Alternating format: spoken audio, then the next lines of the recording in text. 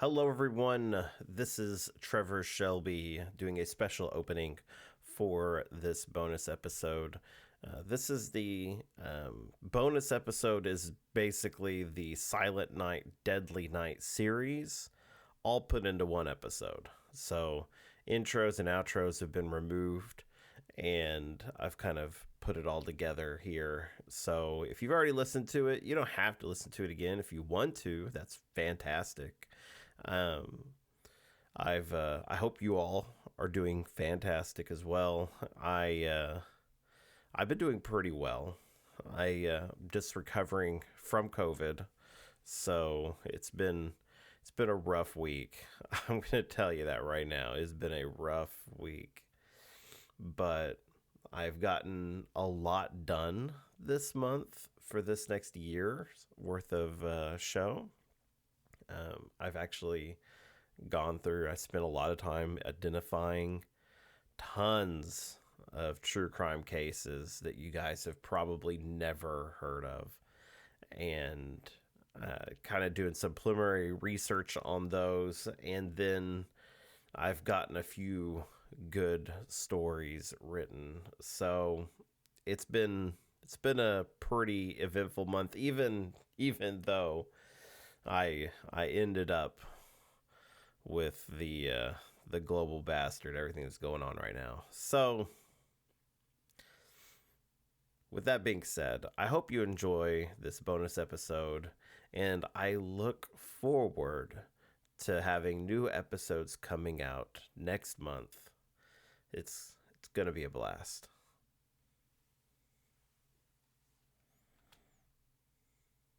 So, I'm taking you all back to December 24th, Christmas Eve, in the year 1919.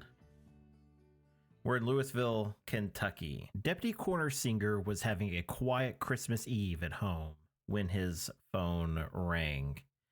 He answered, and it was local Dr. Christopher C. Schott. Dr. Schott said he needed Singer to come right away. He had just returned to his office in the late afternoon, and he found his secretary dead on the floor. Dr. Schott believed it was suicide. It wasn't unusual for a doctor to call the coroner, but this was a little odd. Something had happened to his secretary, suicide or not, and the police needed to be able to investigate this as well. So Deputy Coroner Singer made a phone call to the local station and alerted them to the situation on his way out. That way, they could have a detective there as well and make sure everything was on the up and up. It didn't take long for the coroner to arrive at Dr. Schott's office. He was there within minutes. He walked in and Dr. Schott showed him the body. He said that he only touched her to see if she was living or not. On the floor was a beautiful girl, lost to this world too soon. Her name was Elizabeth Ford Griffith. She was lying on her back on the floor. There was a small blood stain around her left breast. A gun was at her side. One thing that the coroner found particularly odd was that she was dressed only in a short slip and a hospital dress. She had on long stockings and shoes.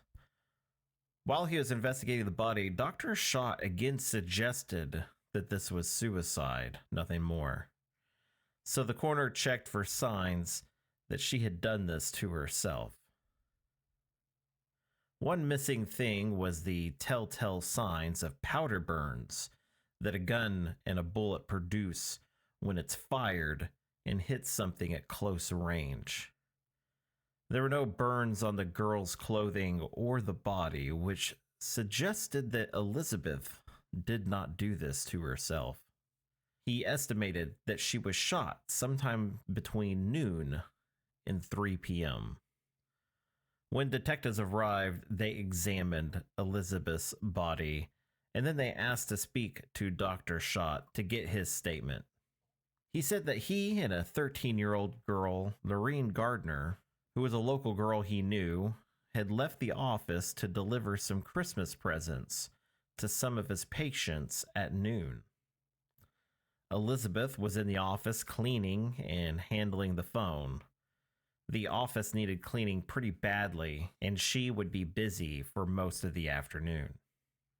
The doctor told the police that while they were out delivering presents, he called his office to see if there were any messages for him. Back then, when you made a phone call, you would talk to an operator first. Then they would connect the call to the correct line. When no one answered, Dr. Schott thought that the line was busy, but the operator told the doctor that it was not a busy signal, but no one answered the phone. It just kept ringing and ringing. Dr. Schott became annoyed with Elizabeth. He said that he thought that she was cleaning and just ignoring the phone. When he returned to the office with little Lorraine, he found that a patient was waiting outside his office doors.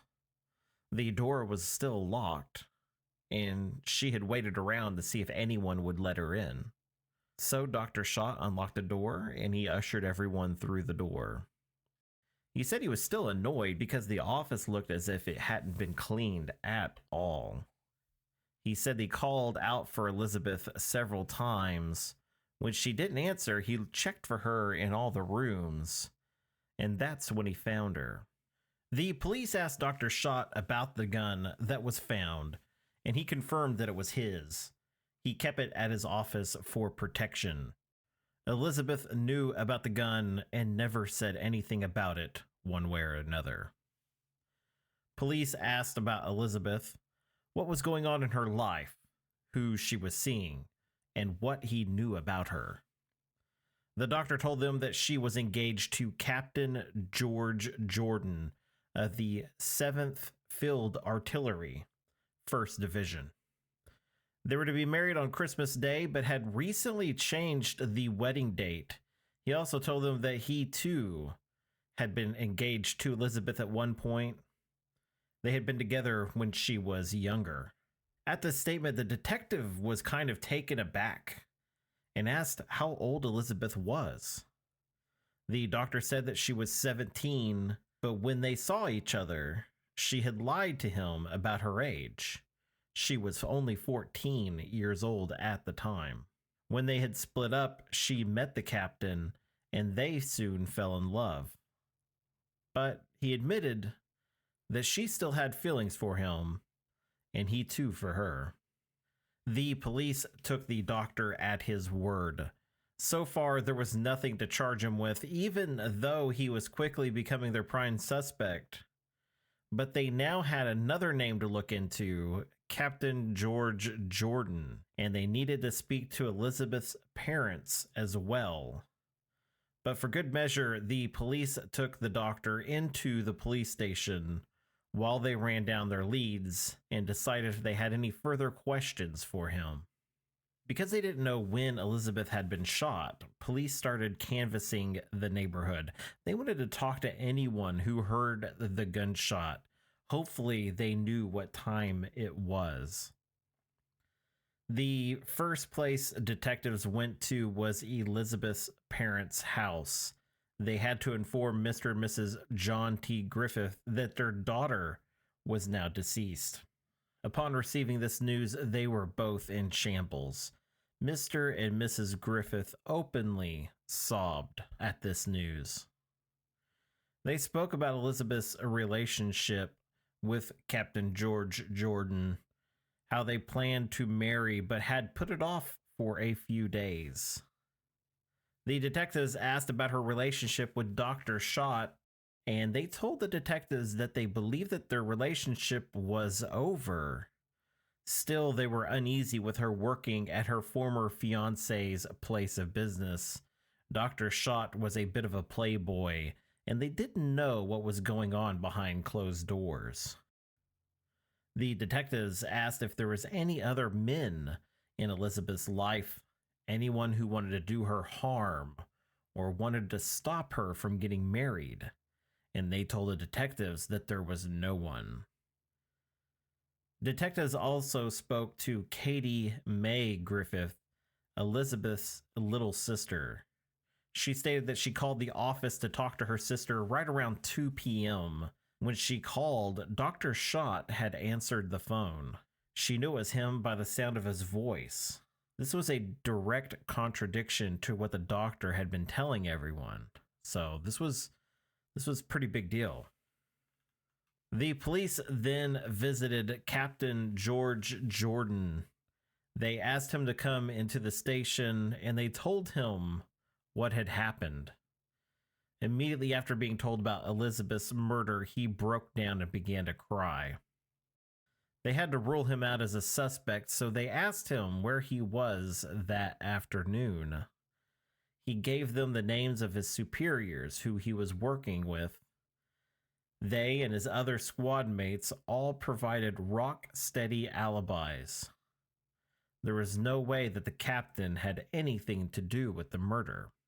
They let him go and promised to catch whoever did this. On December 26, feeling as if they had enough to go forward, the chief of detectives was looking for Dr. Schott. He had been let go in the early hours of Christmas morning. They checked his house and office. Both were empty. They received word that the doctor might be at Attorney Moxley's office. He was recently hired by the doctor and would be handling all these legal matters for him. When they arrived at Dr. Moxley's office, the detectives and officers went straight in. There were 5 or 6 people in the room. Little Laureen Gardner, the 13-year-old girl, was sitting at Dr. Schott's side. The detective stepped forward and announced, "Doctor, you're under arrest." "Have you a warrant?" said Dr. Schott. "I don't need a warrant," the detective replied. Dr. Schott wisely complied with the orders and went with the detectives. They also took Laureen with them as well. They had not yet interviewed her and they needed her statement. Now, they were arresting the doctor for the murder of Elizabeth, but to charge him with the murder and go forward with the trial, they would need to convince a grand jury of his guilt. The detectives separated Laureen from the doctor to interview her. The local paper recorded the interview. The Owensboro Messenger, dated December 27th, 1919, had this as front page news. This is what it said. Laureen Gardner talked freely while waiting in the office. She said she was very fond of Dr. Schott and was at his home for quite a good deal. She said that she and Dr. Schott started from his office at 10 o'clock Wednesday morning and delivered a number of Christmas gifts in the West End. About 1 o'clock they returned and were preparing some more gifts to be delivered. The little girl said, as we were wrapping up presents, Elizabeth said to Dr. Schott, "Will you answer one question seriously and tell me the truth?" Dr. Schott answered, "Well, it's owing to what it is." Elizabeth said, "For whom is that ivory manicure set?" Dr. Schott, in a teasing way, said, "You don't need to know, do you?" Laureen Gardner said that at that, Elizabeth started to cry. And Dr. Schott said to her, "If you want it, you can have it. I'll buy another."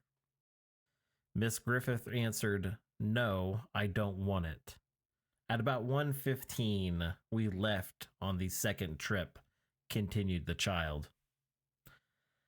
Elizabeth had stopped crying, came to the folding doors, and started to mop up the floor. We delivered 7 packages, and at about 3 o'clock, we got back to the doctor's house. The doctor was again with me all the time. He would stay in the machine, which was another word used back then for a car, and I would take the packages into the houses. When we got back to Dr. Schott's office, I was the first one out of the machine. I went to the front door, which was open. Dr. Schott came right behind me. As we went up, Miss Gerlach followed behind us. The folding doors were hooked, and the doctor knocked on them, calling, "Elizabeth!" There was no answer. He took his knife, slipped it under the door, and unlatched them. The mop and bucket had been turned over in this room, and there was water all over the floor. Elizabeth was lying in the third room on her back. The revolver was a foot beside her. The doctor took out something, put it to his ears, and then listened to her heart and lungs. He felt her eye, and then went to the middle room and used the telephone.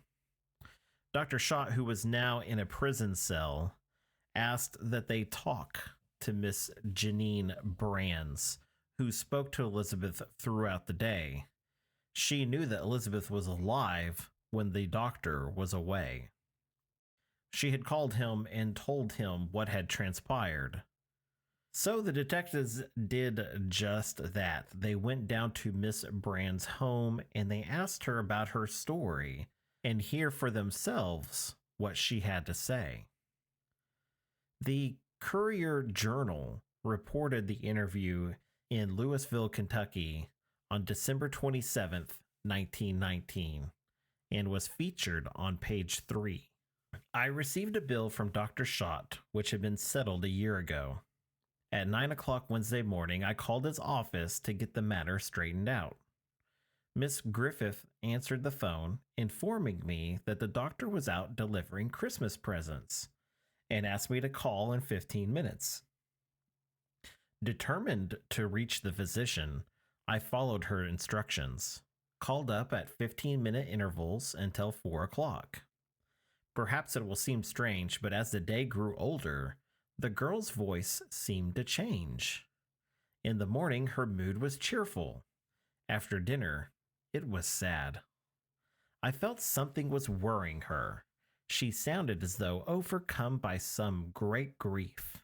I remember her saying, "Have you received your Christmas presents?"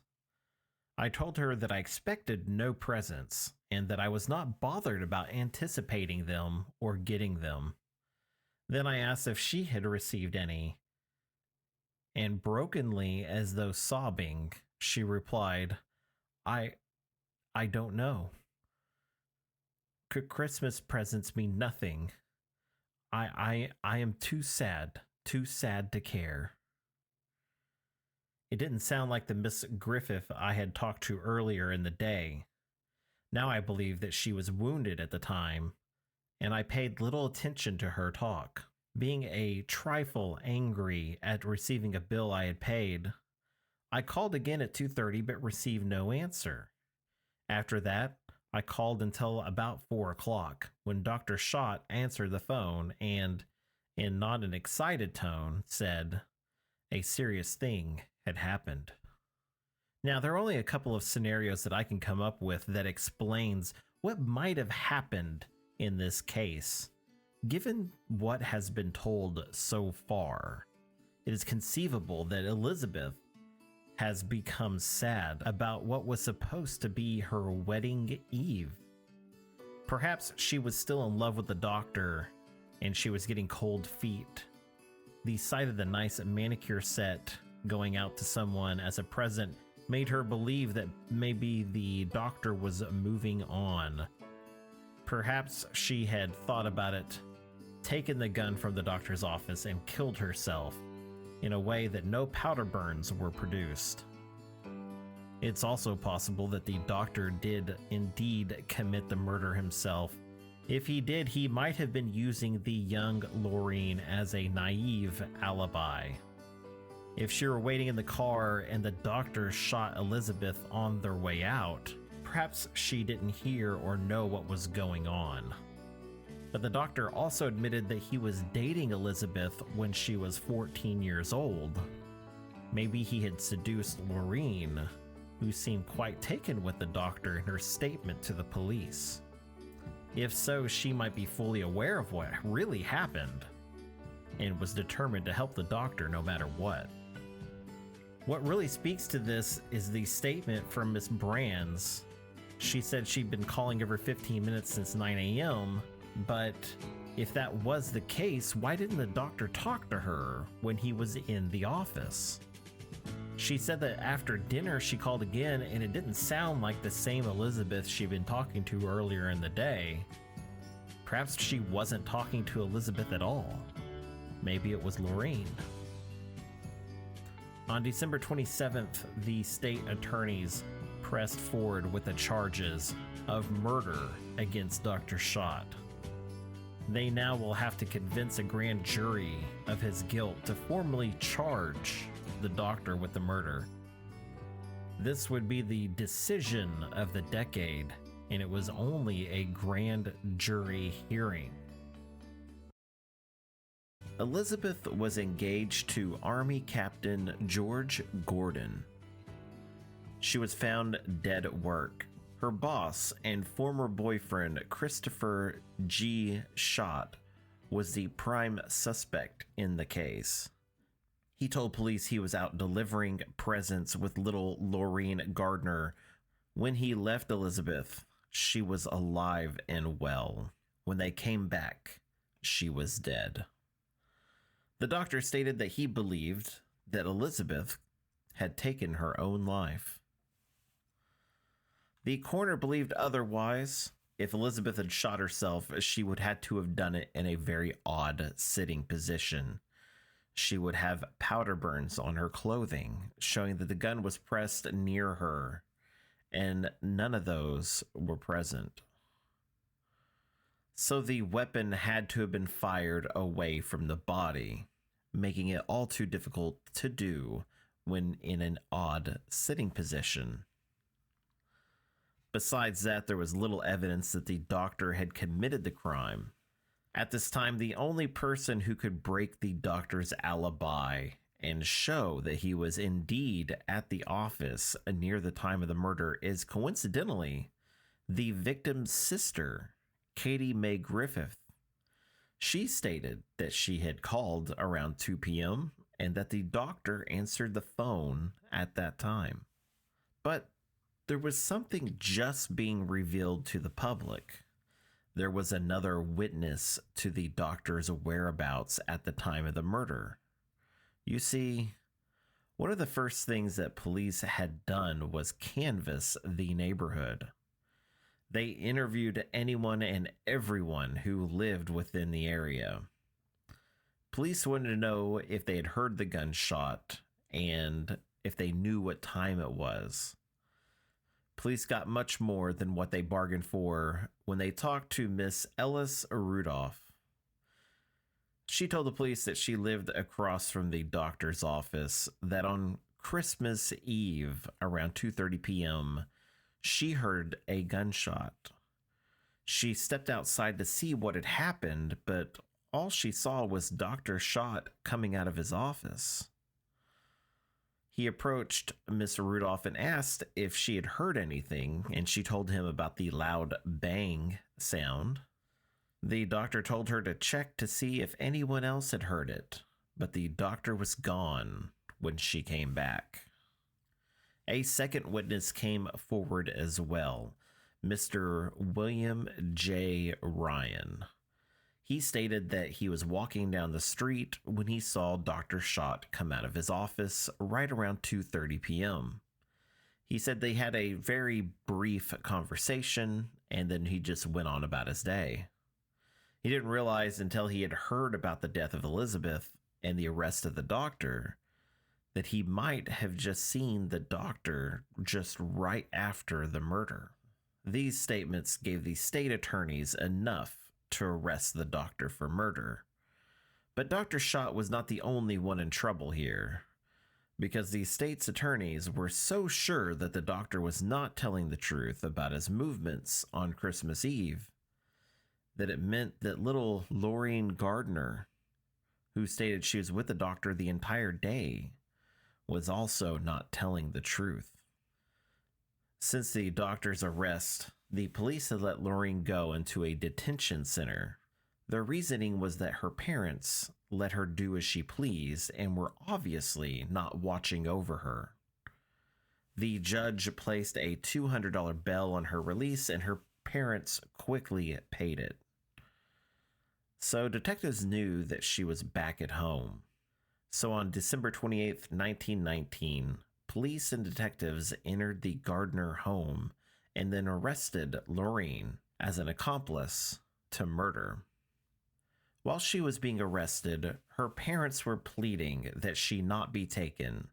When that didn't work, they screamed at Lorraine not to cooperate with detectives and not to answer a single question. Other than her statements, the detectives and attorneys had a reason to suspect Lorraine as knowing more than she was letting on. She had shown little to no emotion of the death of someone she had seen throughout that day. This was, in the eyes of the police, very suspicious. When told of the arrest of Lorraine, Dr. Schott was conducting an interview with the Courier-Journal paper. He told the paper several things, but one of them stuck out as very odd. He said, "Now that they have arrested her, I will tell you something that I've never yet said.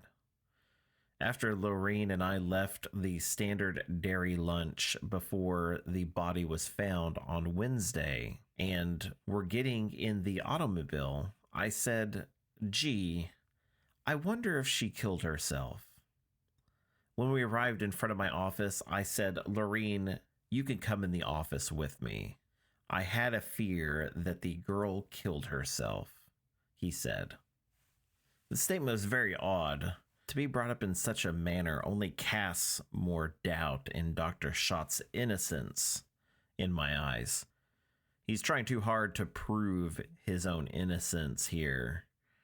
If he had told Lorraine his suspicions, then there could be someone who would testify that is precisely how he felt at that time. But he didn't. Also, according to Lorraine's own statement, she was the first one out of the car. She didn't have to be told to get out and come along. She was already going in.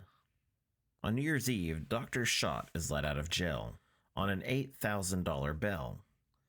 He told the papers that several female patients were trying to get appointments with him. Many of them had nothing wrong with them. They just wanted to be around him. He suggested that he found it hard to get on without a secretary and that he was putting out an ad to hire a new one. Amazingly, he found someone willing to replace Elizabeth, 45-year-old Miss Harding, who had been looking for a job. She reported that the phone in the office had constantly been ringing and that the caller would then either hang up or say, well, they had the wrong number. Lots of curious onlookers, pretty much.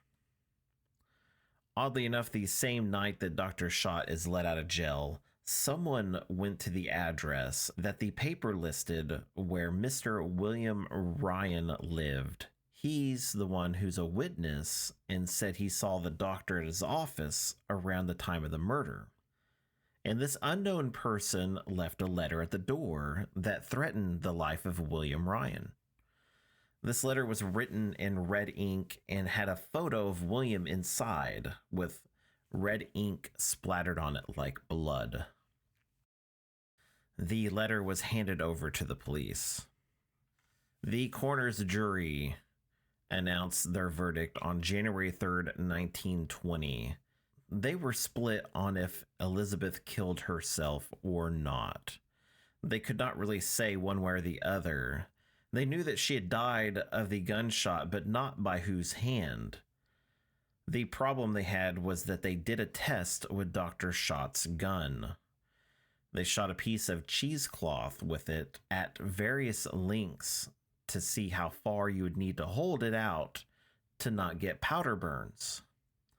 This test showed that all you had to do with this gun was hold it out 3 inches or more, and it would not produce those burns. This was damning to the state's stance on why they believed the doctor was guilty in the first place. Now, a grand jury is different than a jury trial. In a jury trial, the state has to prove that the accused is guilty without a shadow of a doubt.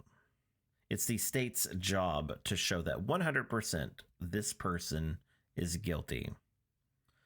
But in a grand jury case, all the state needs to do is prove that there's enough evidence to charge someone with a crime. They don't have to prove anything. They just need to show that there's enough there for us to think that this person did it. So when the grand jury started seeing this case, they were flooded with witness statements from both sides of the aisle. Several took the stand, including Elizabeth's sister, her parents, those who received presents from Dr. Schott, the person who served him lunch that day. Little Lorraine testified for Dr. Schott as well. They all told what they had witnessed and how it all happened that day. While all of this is going on, the state found another charge to place against Dr. Schott, contributing to the delinquency of a minor.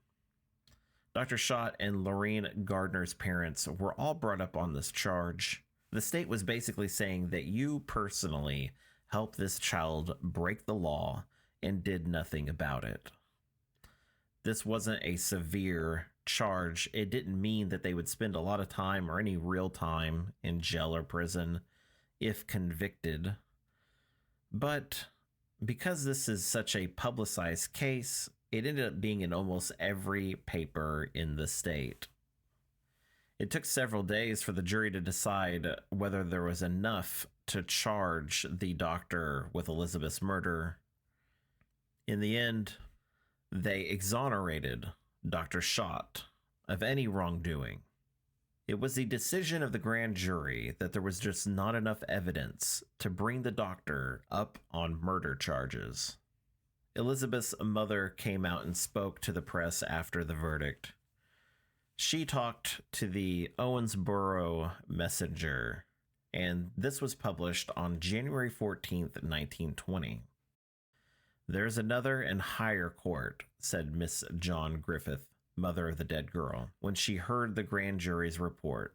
"And as sure as there is a God in heaven, the guilty will not go unpunished. Anyone who ever knew poor dear Elizabeth knows that she could have never committed suicide. She was bright, sweet, and sunny-natured child.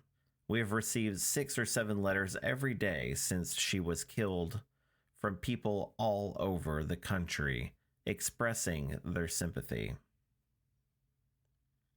Because they were not charged, the charges of contributing to a delinquency of a minor were dropped.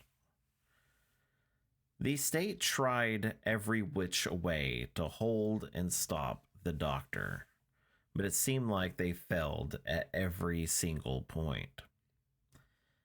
A year after this decision, in an odd turn of events, Dr. Schott had the body of Elizabeth moved to his family plot. He erected a $500 monument to her, which still stands today. I have a link to this at the truecrime.blog page if you want to see it. It'll be posted just as soon as all the parts of this story are out. Dr. Schott was quoted as saying, "I loved Elizabeth, and I feel as if she belonged to me." Kind of creepy. Elizabeth's family oddly went along with this. I can't imagine the doctor could just move a body without their permission. No motive behind that was ever published. I find this very odd and the type of thing you base ghost stories on. One of the papers that reported this stated that Dr. Schott vowed to take the open space next to Elizabeth as his own, so he would be closer to her. That didn't happen. Now, Dr. Schott was never retried for the death of Elizabeth. He went on about his life, continuing to womanize, putting himself and others in danger, and so on. Typically, this is the part where I tell you that the story is complete and we discuss how I feel about it. But would you be surprised to learn that there's a part 3 to this story? Would you be surprised to hear that another murder happened in Dr. Schott's office just a few years after Elizabeth's murder? And would you be surprised to find out that Dr. Schott was the one that was murdered? Today we have an extraordinary episode. If you remember our last 2 episodes, we have covered a sad story of Elizabeth Ford Griffith. She died on Christmas Eve in unusual circumstances. She died in Dr. Schott's office, her employer, in 1919. While he was supposedly out delivering presents, Dr. Schott was believed to be the murderer, but the prosecutor failed to convince a grand jury of his guilt, and he was allowed to be set free with no charges against him. Personally, I believe that Dr. Schott killed poor Elizabeth. He was jealous of her pending marriage, and perhaps the holiday set him over the edge. He found a young 13-year-old girl who would be his alibi and used her to save his own life. Now, 8 years after that grand jury decision, on April 17th, 1928, police are again summoned to Dr. Schott's new sanatorium because another murder has taken place. Around 1:45 p.m. in the afternoon in Louisville, Kentucky, Lieutenant John Guttermuth received a phone call about a reported shooting at the local sanitarium. He was one of the first officers to have arrived on the scene. As he walked inside, he was met by a man named Dan Newman. Dan was a nurse at the sanatorium. He told Lieutenant Guttermuth that he killed Dr. Schott in self-defense, and he was now dead. Dan continued and said that the doctor was verbally assaulting him and the staff, and that he reached into his pocket as if he were pulling out a gun. That's when Dan pulled his own gun and shot the doctor before he could shoot him. The officers took Dan into custody and brought him back into the station. From his admission, he could be let go if this was indeed in self-defense like he said, but they needed to hold him just to make sure. He could also be facing murder charges if it came to it. Lieutenant Guttermuth walked into the kitchen where Dr. Schott's body was. The doctor was on the floor. He was actually kind of in the doorway. He was shot 3 times, once in the heart, once in the shoulder, and once in the liver. It was noted that the doctor smelled of alcohol. It was also noted that the doctor did not have a gun on him. When Nurse Dan pulled the gun and shot the doctor, he shot an unarmed man. Further investigation showed that Dan had fired the gun 5 times.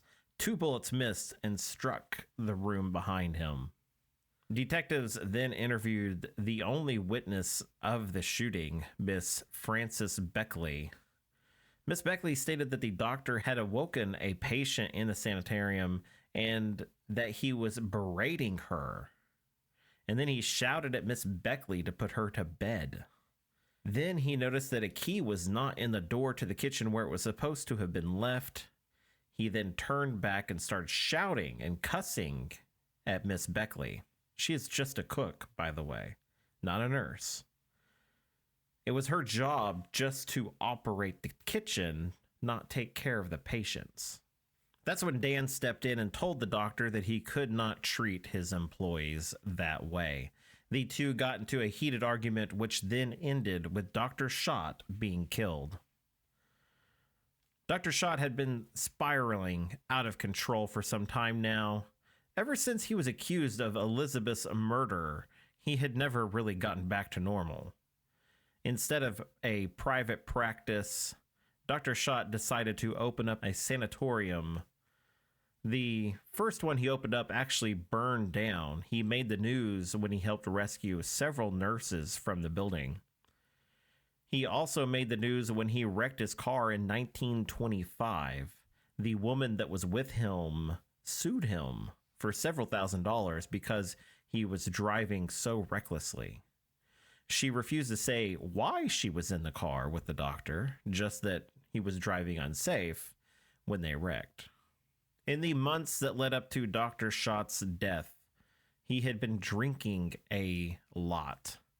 One nurse stated that she'd been working there for several months and had not seen the doctor sober once. There were rumors that Dr. Schott was having affairs with nurses and clients alike. He treated women as if they were something to possess, a toy, nothing else. Dr. Schott's body was laid to rest on April 19th, 1928. He was buried in a lot adjoining the one that contained Elizabeth Griffith. He was not buried right next to her, like he once stated that he wanted to be. Meanwhile, Dan Newman was not as lucky with a grand jury as Dr. Schott was. Dan was charged with murder. The detectives were able to show that not only was the doctor unarmed, but it also appeared that he was trying to get away from Dan and had presented him with no danger. The idea that self-defense could be used in this case made really no sense to the state and the prosecutors. A man running away from a gun doesn't really present much of a danger to the shooter. The coroner's jury also came to the same conclusion. Although they do not assign full legal guilt, they concluded that it was Dan who killed the doctor. Now, longtime listeners to the show know what a coroner's jury is. I'll give a brief example here. A coroner's jury is like any other jury, except these individuals are medical doctors.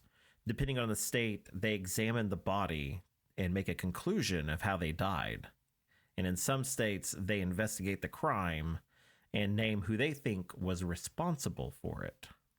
So throughout history, these were used very often. It provided a more fair basis for a trial. So one doctor cannot skew the results for the state or the defense when you have 11 other doctors also looking over your shoulder, making their own decisions. Dan Newman's trial began on June 11, 1928, just 2 months after Dr. Schott's murder. The state explained the circumstances of the crime to the jury, that the doctor was unarmed and presented no threat to anyone. The detectives testified to what Dan's actions were when they first arrived on the scene, how he admitted to killing the doctor, and he handed over the weapon that he brought to work. Through testimony, they were able to let the jury know that the doctor was trying to leave the room when he was shot and killed.